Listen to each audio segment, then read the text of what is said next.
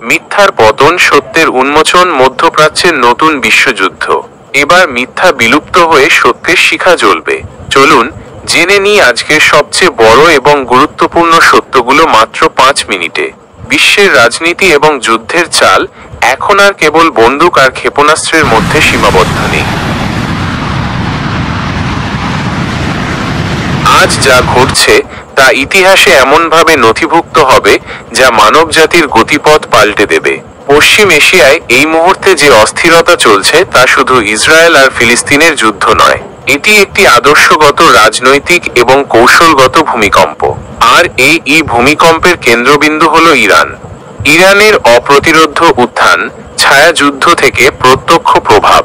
Iran এখন পুরোপুরি প্রকাশ্যে ময়দানে নেমে এসেছে।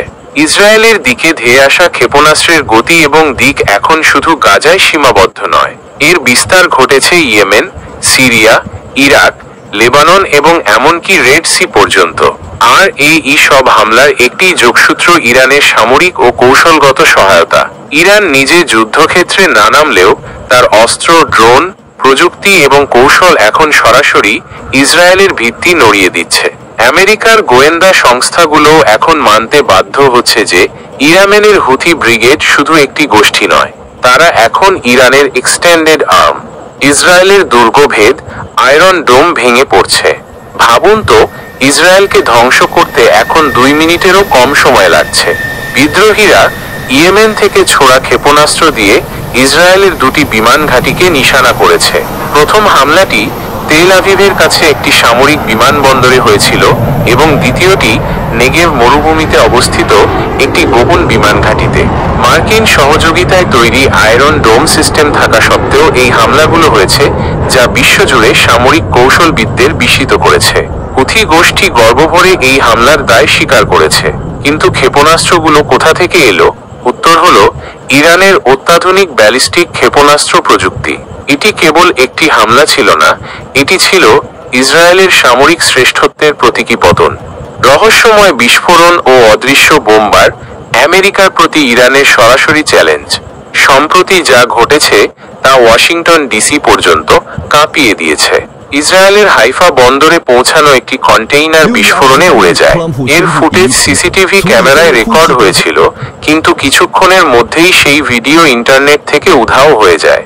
এই ঘটনার পরপরই মার্কিন প্রেসিডেন্ট ডোনাল্ড ট্রাম্পের দফতর থেকে একটি আদেশ জারি হয়। সব সামরিক এবং মিডিয়া সংস্থা এই ঘটনাটি কভার করবে না।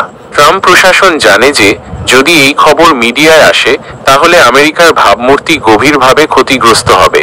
আর এরপর এলো সেই খবর যা পুরো বিশ্বকে স্তম্ভিত করে দিয়েছে। আমেরিকার সবচেয়ে বিপজ্জনক স্টিলথ B-2 বোম্বার গায়েব হয়ে গেল। হ্যাঁ, গায়েব হয়ে। কোনো সিগন্যাল নেই, কোনো রাডার লোকেশন নেই এবং কোনো জবাবও নেই। মার্কিন বিমান বাহিনী এবং গোয়েন্দা সংস্থাগুলো পুরো মধ্যপ্রাচ্য, আফ্রিকা এবং ভারত মহাসাগর পর্যন্ত অনুসন্ধান অভিযান চালিয়েছে, কিন্তু বোম্বারের কোনো সূত্র মেলেনি। সন্দেহের সুই সরাসরি ইরানের দিকে গেল। বিশেষজ্ঞরা বলছেন ইরান সাইবার প্রযুক্তির মাধ্যমে আমেরিকার স্টিলথ বোম্বারের যোগাযোগ জ্যাম করে দিয়েছে এবং তাকে নিজেদের এলাকায় অবতরণ করতে বাধ্য করেছে। এই বিষয়ে কোনো আনুষ্ঠানিক বিবৃতি আসেনি, কিন্তু মার্কিন মিডিয়ার কিছু অভিজ্ঞ সাংবাদিক তাদের সূত্রের বরাত দিয়ে এই চাঞ্চল্যকর দাবি করেছেন। ইরান আগেই বলেছিল, আমরা কখন এবং কিভাবে আঘাত করব তা শত্রুরা তখনই জানতে পারবে যখন তারা নিজেরাই মাটিতে পড়ে থাকবে। এবং ঠিক সেটাই হয়েছে। ইরান শুধু সামরিক শক্তি দিয়েই নয়, বুদ্ধি এবং প্রযুক্তির মাধ্যমেও পরাশক্তিদের চ্যালেঞ্জ জানাচ্ছে। নেতানিয়াহুর পতন এবং গাজার ভয়াবহতা, ইরানের মানবিক হস্তক্ষেপ। ইসরায়েলের অবস্থা এখন অসহনীয় হয়ে উঠেছে। বেঞ্জামিন নেতানিয়াহুর জনপ্রিয়তা দেশের অভ্যন্তরে কমছে। বিক্ষোভ, গ্রেপ্তারের দাবি এবং আন্তর্জাতিক অপরাধ আদালতের সতর্কতা, এই সব একসঙ্গে সামনে এসেছে। ইউরোপের বেশ কয়েকটি দেশে নেতানিয়াহুর বিরুদ্ধে গ্রেপ্তারি পরোয়ানার দাবি উঠেছে। তার নেতৃত্ব এখন প্রশ্নের মুখে। গাজার কথা বললে পরিস্থিতি আরও ভয়াবহ। ইসরায়েলি সেনাবাহিনীর হামলায় এ পর্যন্ত হাজার হাজার নিরপরাধ মানুষ মারা গেছে, যাদের মধ্যে শিশু ও নারীর সংখ্যা সবচেয়ে বেশি। এই কারণেই এখন ইরান সরাসরি হামাস এবং গাজার সাহায্যের ঘোষণা দিয়েছে। ইরান ইয়েমেন, সিরিয়া এবং লেবাননের মাধ্যমে মানবিক সহায়তা, চিকিৎসা সামগ্রী এবং অস্ত্র পাঠানো শুরু করেছে। এই সমস্ত চালান আমেরিকান এবং ইসরায়েলি গোয়েন্দা সংস্থাগুলোর চোখ এড়িয়ে পাঠানো হচ্ছে। এমনকি ইরান স্যাটেলাইট ব্লাইন্ডিং টেকনোলজি ও ব্যবহার করেছে, যাতে তার কাফেলাগুলো কেউ ট্র্যাক করতে না পারে। ইরান কেবল অস্ত্র নয়, আশা এবং প্রতিরোধের শক্তিও পাঠাচ্ছে। ট্রাম্পের ইউ-টার্ন এবং ইরানের পারমাণবিক স্বপ্ন, বিশ্বশক্তির নতুন সমীকরণ। আশ্চর্যজনকভাবে এখন ডোনাল্ড ট্রাম্পও গাজা নিয়ে ইউ-টার্ন নিয়েছেন। তিনি হামাসের কাছে একটি 60 দিনের যুদ্ধবিরতির প্রস্তাব পাঠিয়েছেন। প্রস্তাবে বলা হয়েছে, হামাস যদি সব জিম্মিকে মুক্তি দেয় তাহলে ইসরায়েল গাজায় অভিযান বন্ধ করবে। কিন্তু হামাস উল্টে জবাব দিয়েছে, যদি আমরা জিম্মি ছেড়ে দিই তাহলে ইসরায়েল আবার গাজাকে ধ্বংস করবে। আগে তারা তাদের সেনা প্রত্যাহার করুক। হামাস এই বিশ্বাস ইরান থেকে পেয়েছে, কারণ ইরান তাদের এ পর্যন্ত ক্ষেপণাস্ত্র, প্রযুক্তি, ভূগর্ভস্থ বাংকার, টানেল সিস্টেম এবং সামরিক প্রশিক্ষণ সবকিছু সরবরাহ করেছে। এরই মধ্যে ইরান তার পারমাণবিক কর্মসূচিও দ্রুত করেছে। ইন্টারন্যাশনাল অ্যাটমিক এনার্জি এজেন্সির সব পরিদর্শককে বের করে দেওয়া হয়েছে। ইরানের অভিযোগ, এরা গুপ্তচর ছিল যারা ইসরায়েল এবং আমেরিকার জন্য কাজ করছিল। এখন ইরান সম্পূর্ণভাবে তার পারমাণবিক কর্মসূচি নিজেই চালাবে, কোনো হস্তক্ষেপ ছাড়াই।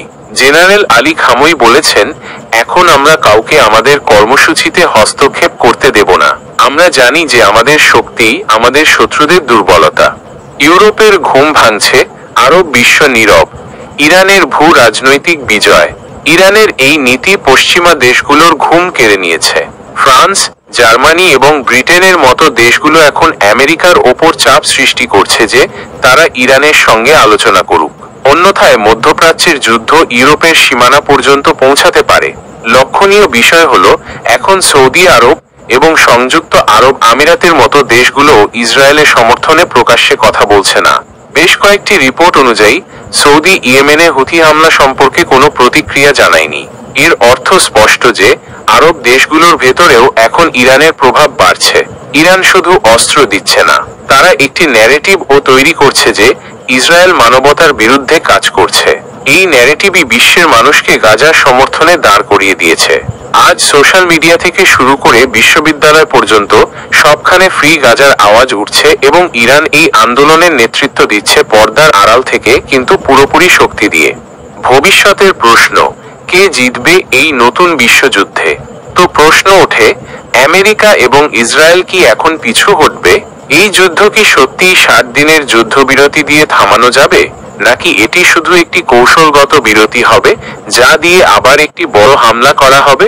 এবং সবচেয়ে বড় প্রশ্ন, বেঞ্জামিন নেতানিয়াহুকে কি কখনো আন্তর্জাতিক আদালতে পেশ করা হবে? ডোনাল্ড ট্রাম্প কি আবার প্রেসিডেন্ট হতে পারবেন, যখন তিনি তার নিজের কৌশলতেই জড়াচ্ছেন? এই সব প্রশ্নের উত্তর আগামী দিনে মিলবে, কিন্তু একটি কথা নিশ্চিত, এইবার পশ্চিম এশিয়ার যুদ্ধ শুধু অস্ত্রের নয়, এটি কৌশল, সাইবার প্রযুক্তি, কূটনীতি এবং সত্যের এই খেলায় ইরান বাজিমাত করেছে। এই মুহূর্তে মধ্যপ্রাচ্যের বাতাস অন্য বার্তা দিচ্ছে, পুরনো শক্তিগুলোর নিয়ন্ত্রণ এখন স্লিপ হয়ে যাচ্ছে এবং এক নতুন বিশ্ব ব্যবস্থা তার পদধ্বনি শোনাচ্ছে।